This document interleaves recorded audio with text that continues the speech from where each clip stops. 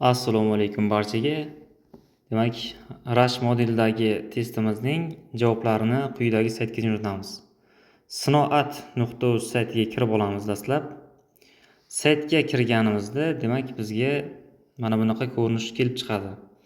Biz attestatsiya imtihoniga kirmaymiz. Biz mana bu 3 ta nuqtani bosamiz.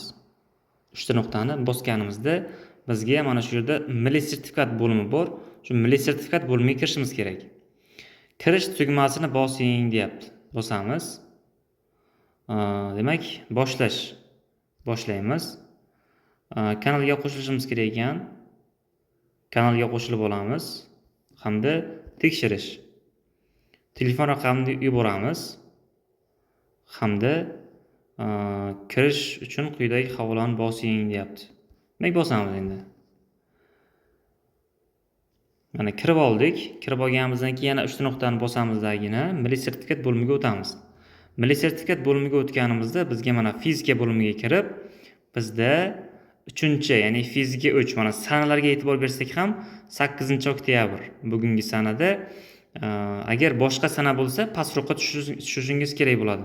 Demak, bugungi sanaga kiramiz hamda boshlash tugmasini bosib javoblarni belgilashni boshlaymiz.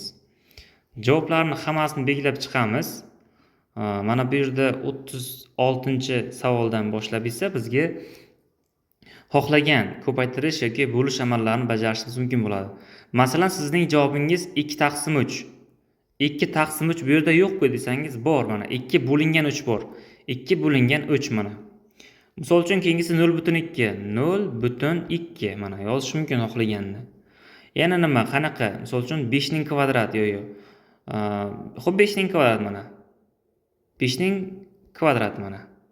Shunaqa yozish mumkin yoki 2 ko'paygan 10^8 mana. 2 ko'paygan pastga yozish kerak edi uni ham. 2 ko'paygan 10^8. 10^8 mana.